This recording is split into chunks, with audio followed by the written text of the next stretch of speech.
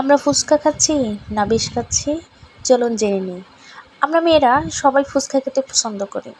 অনেক ফুচকা দেখলেই সবার জিভে পানি আসে। দেখুন ফুচকা কিভাবে বানায়, কত অস্বাস্থ্যকর পরিবেশে ফুচকা বানায়। মোবিলের মতো কালো তেল দিয়ে ফুচকা বানায়। দেখুন কি অস্বাস্থ্যকর পরিবেশে কুমিল্লায় ফুচকা বানায়, যেখানে মেয়েরা খেতে অনেক পছন্দ করে। ফুচকা দেখলে একজন আরেকজনকে নিয়ে ফুচকা অনায়াসে মজা করে খায়। এমন ফুচকা সবার পছন্দ, কিন্তু আদৌ কি ফুচকা পরিচ্ছন্ন বা ভালো পরিবেশ থেকে তৈরি হচ্ছে?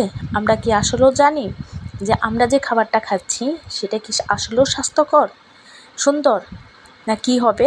চলুন জেনে নেই।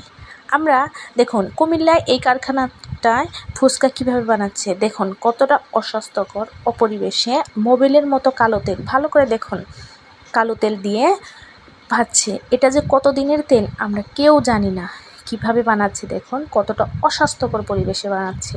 দেখুন ফ্লোরে পায়ে কোনো অবস্থা কেমন, দেখুন 2 হাত দিয়ে মাখাচ্ছে। ফ্লোরের ময়লা জীবাণু, একদম অস্বাস্থ্যকর পরিবেশে। দেখুন তেলগুলা দেখুন কালো মোবিলের মতো হয়ে গেছে, যেগুলো আমরা বাসায় ওগুলো দেখলে অনায়াসে দূরে থাকি, অথচ এই ফুচকা অনায়াসে আমরা বাইরে থেকে খাই। আমরা আদৌ কি জানি এই ফুচকা কিভাবে তৈরি হয়, কি অস্বাস্থ্যকর না স্বাস্থ্যকর? দেখতে তো অনেক সুন্দর দেখা যায় যখন যেখানে বিক্রি করে, কিন্তু আসলেও কি যেখান থেকে আসে এগুলো কি স্বাস্থ্যকর? দেখুন অস্বাস্থ্যকর কতটা ভয়ানক পরিস্থিতি, আমরা এগুলা থেকে দূরে থাকি। আমরা দেখুন তেলগুলা দেখুন কালো মোবিলের মতো হয়ে গেছে, যেগুলা দেখুন অস্বাস্থ্যকর হইলেই কি কতটা।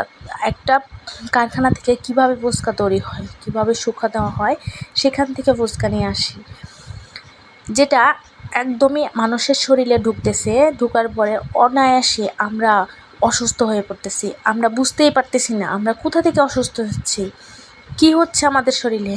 আমরা একটা বাইরের একটা খাবার দেখলে অনায়াসে কত সুন্দর করে ফুচকা, বিশেষ করে মেয়েরা ফুচকা খেতে অনেক পছন্দ করে। বাইরে থেকে যে কেউ ফুচকা অনায়াসে খায়, কিন্তু আদৌ কি আমরা কখনো ভেবে দেখেছি যে আমরা কি খাচ্ছি? আমরা যেগুলো খাচ্ছি সেগুলো কি আদৌ স্বাস্থ্যসম্মত কিনা, আদৌ পরিবেশসম্মত কিনা? আমরা অনায়াসে আমাদের নিজেদের ক্ষতি করতেছি। শরীরে যে কত পরিমাণ ক্ষতি হচ্ছে আমরা বুঝতেও পারতেছি না। যে খাবারটা বানাচ্ছে, কিভাবে বানাচ্ছে, কোথা থেকে আসছে আমরা বুঝতেই পারতেছি না। পরিবেশনটা সুন্দর দেখে আমরা